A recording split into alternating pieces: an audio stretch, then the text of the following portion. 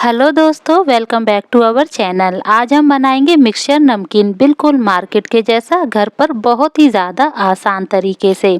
और आप इस नमकीन को 2 से 3 महीने तक स्टोर करके भी रख सकते हैं। बहुत ही ज़्यादा स्वादिष्ट बनके तैयार होती है। तो चलिए इसे बनाना शुरू करते हैं। यहाँ पर मैंने 1 कटोरी चना दाल लिया है, आधा कटोरी मूंग का दाल लिया है बिना छिलके वाला, और इसे रात में 2 से 3 बार धो करके पानी में सोक करने के लिए डाल दिया था। ये अच्छे से सॉफ्ट हो गई है। अभी मैंने इसे 2 बार और अच्छे से धो लिया है। आप चाहें तो इसे छलनी में भी निकाल सकते हैं। अभी एक कपड़ा लेंगे और दोनों दालों को हम कपड़े पर अच्छे से फैला देंगे ताकि इसमें जो भी पानी है वो सूख जाए। आप चाहें तो इसे पंखे की हवा में भी सुखा सकते हैं। 15 से 20 मिनट ही लगेगा और ये अच्छे से सूख जाएगा। आप देख सकते हैं यहाँ दाल हमारी अच्छे से ड्राई हो गई है, बिल्कुल भी पानी नहीं है। तो इसे साइड में रख देते हैं। अब हम सेव के लिए बेसन लगा के रेडी करेंगे। यहाँ पर मैंने 2 कप बेसन लिया है, आधा चम्मच हल्दी, 1 चम्मच लाल मिर्ची, 1 टीस्पून नमक, 2 चम्मच ऑयल ऐड किया है और इन सभी चीज़ों को हमें अच्छे से मिक्स कर लेना है। अब हम थोड़ा थोड़ा करके पानी ऐड करेंगे और इसका एक सॉफ्ट डो लगा के रेडी कर लेंगे। तो यहाँ पर विस्कर से मिक्स करते हुए बन नहीं रहा था, तो मैं हाथों से इसे मिक्स करूँगी और इसे 3 से 4 मिनट के लिए अच्छे से फेंट लेना है ताकि जो बेसन है हमारा अच्छे से फ्लफी हो जाएगा। तो आप देख सकते हैं यहाँ पर मुझे इसे फेंटते हुए 4 से 5 मिनट हो चुके हैं। बेसन हमारा अच्छा हो गया है। अभी हम इसे ढक करके रख देंगे ताकि बेसन अच्छे से फूल जाए।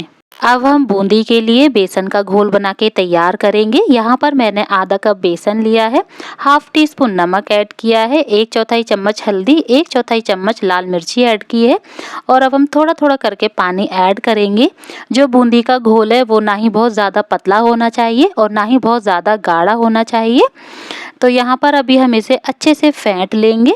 बेसन को हम जितना ज़्यादा फेंटेंगे बूंदी हमारी उतनी ही ज़्यादा अच्छी बनके तैयार होगी। यहाँ पर मैंने इसे 5 मिनट के लिए फेंट लिया था और इसका कलर काफ़ी चेंज हो गया है। इसे हम साइड में रख देते हैं। यहाँ पर मैंने सेव मेकर लिया है। यह आपको किसी भी बर्तन की दुकान पर या फिर आप इसे ऑनलाइन भी परचेज कर सकते हैं। आज मैं 2 तरह की सेव बनाऊंगी, एक पतली और एक मोटी। तो मैंने 2 जाली ली हैं और जो हमारा सेव मेकर है उसे ऑयल से अच्छे से ग्रीस कर लेना है। और यहाँ पर जो हमारा बेसन था उसे भी काफ़ी टाइम हो गया रखे हुए और ये अच्छे से सेट हो गया, काफ़ी फूल गया है। तो अभी हाथों में हम हल्का सा ऑयल लगाएंगे और आप देख सकते हैं इसकी जो कंसिस्टेंसी कितनी ज़्यादा एकदम सॉफ्ट है। ऐसा ही बेसन हमें रखना है।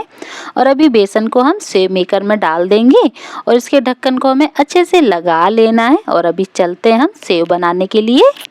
तेल को मैंने पहले ही रख दिया था गरम होने के लिए। यहाँ पर मैंने सरसों का तेल का इस्तेमाल किया है और अभी हम इसके अंदर सेव डाल देंगे। तो बड़े ही सावधानी से डालिएगा। और आप देख सकते हैं तेल में किस तरीके के बबल्स आ रहे हैं। बस तेल हमारा इतना ही गर्म होना चाहिए। तो यहाँ पर सबसे पहले मैंने मोटी वाली सेव बनाई है। इसको फ्राई होने में थोड़ा सा टाइम लगता है, तो इसे हम लो टू मीडियम गैस फ्लेम पर फ्राई कर लेंगे। इसे तुरंत नहीं पलटिएगा, थोड़ा सा ये सिक जाए उसके बाद ही पलटिएगा। और ये अच्छे से क्रिस्पी हो गई है तो इसे अभी हम निकाल लेते हैं। इसी तरीके से बाकी की जो सेव है उसे भी हम फ्राई कर लेंगे।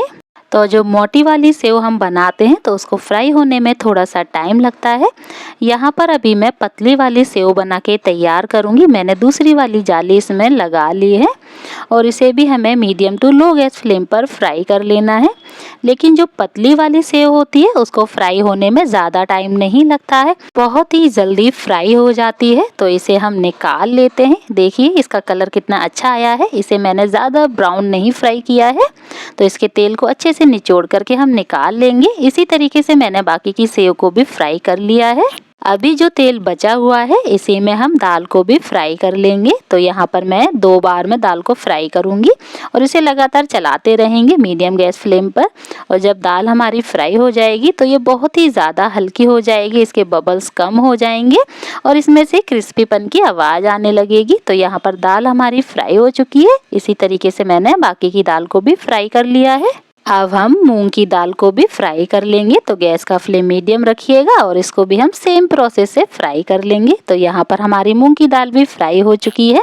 अगर आपको लग रहा है कढ़ाई में तेल कम हो गया तो आप और भी तेल ऐड कर सकते हैं, लेकिन अभी जो तेल है मैं उसी में बूंदी को बनाकर भी तैयार कर लूँगी। और यहाँ पर मैंने झबिये का इस्तेमाल किया है बूंदी बनाने के लिए। आप चाहें तो कद्दूकस से भी बूंदी बना सकते हैं। और आप देख सकते हैं जो बूंदी हमारी कितनी गोल गोल बन के तैयार हुई है। और बूंदी को फ्राई होने में ज़्यादा टाइम नहीं लगता है, 1.5 से 2 मिनट ही लगेगा और ये अच्छे से फ्राई हो जाती है। सेम तरीके से यहाँ पर मैंने सारी बूंदी को फ्राई कर लिया है। अब हम मूंगफली फ्राई करेंगे। यहाँ पर मैंने आधा कप मूंगफली ली है और इसको हमें लो गैस फ्लेम पर फ्राई करना है। मूंगफली को फ्राई होने में ज़्यादा टाइम नहीं लगता है, बहुत ही जल्दी फ्राई हो जाती है। यहाँ पर आप देख सकते हैं इसका कलर कैसा हो गया है, तो इसे भी रख देते हैं साइड में। अब हम साबूदाना को फ्राई करेंगे। गैस का फ्लेम मीडियम रखेंगे। यहाँ पर मैंने 1/4 कप साबूदाना लिया है। ये बिल्कुल ऑप्शनल है, अगर आपको पसंद है तो करिएगा, नहीं तो आप इसे स्किप भी कर सकते हैं। यहाँ पर साबूदाना फ्राई हो गया है, इसको भी मैंने निकाल लिया है। अब हम इसी तेल में थोड़ा सा कड़ी पत्ता फ्राई कर लेंगे। फ्रेश कड़ी पत्ता हो तो ज़्यादा अच्छा है, क्योंकि इसकी खुशबू बहुत ही अच्छी लगती है नमकीन में। तो यहाँ पर मैंने कड़ी पत्ते को भी फ्राई कर लिया है। अभी हम एक मसाला बना के तैयार करेंगे। यहाँ पर मैंने एक जार में 1 टेबल स्पून काली मिर्ची ली है। आप चाहें तो पिसी हुई भी ले सकते हैं। 1 टेबल स्पून कश्मीरी लाल मिर्ची कलर के लिए, 2 टीस्पून तीखी वाली लाल मिर्ची, 1 टीस्पून जीरा पाउडर, 1 टेबल स्पून आमचूर पाउडर खट्टेपन के लिए, 1 table spoon chaat masala powder, आधा छोटी चम्मच हींग ऐड किया है, इससे बहुत ही अच्छी खुशबू आती है।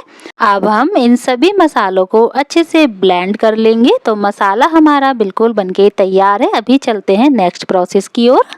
यहाँ पर जो सेव है और जो बाकी की फ्राई की हुई चीज़ें हैं वो अच्छे से ठंडी हो गई हैं। यहाँ पर मैंने परात में नीचे पेपर लगा दिया था, जिससे जो भी एक्स्ट्रा ऑयल होगा ये पेपर एब्जॉर्ब कर लेगा। तो इसको अभी हटा देते हैं। अभी हम सेव को हाथों से क्रश कर देंगे। आप चाहें तो इस तरीके की सिंपल सेव भी बना के तैयार कर सकते हैं, ये भी खाने में बहुत ही ज़्यादा बढ़िया लगती है, लेकिन हम तो मिक्सचर बना रहे हैं। अभी हम इसमें ऐड कर देंगे बाकी की फ्राई की हुई चीज़ें। आप चाहें तो यहाँ पर 2 से 3 कलर की बूंदी भी बना सकते हैं, जिससे कि ये नमकीन बहुत ही ज़्यादा कलरफुल लगने लगेगी। लेकिन मैंने इसमें कलर वगैरह कुछ भी ऐड नहीं किया है, और जो भी चीज़ें हमने फ्राई की थी वो मैंने इसमें डाल दी हैं, जैसे मूंगफली, साबूदाना, दाल वगैरह। और इसको हमें हाथों से अच्छे से मिक्स कर देना है।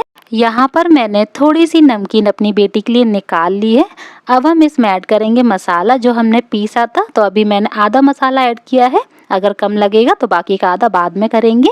1 टीस्पून काला नमक, 1 टेबल स्पून पिसी हुई चीनी, 1 टीस्पून नॉर्मल नमक, और जो कड़ी पत्ता हमने फ्राई किया था वो ऐड कर देंगे। और इन सभी चीज़ों को अच्छे से हम मिक्स कर देंगे।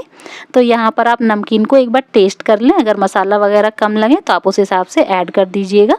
तो मुझे मसाला कम लग रहा था, थोड़ा तीखा कम लग रहा था, तो इसीलिए मैंने बाकी का बचा हुआ मसाला और 1 चम्मच तीखी वाली लाल मिर्ची ऐड कर दी है।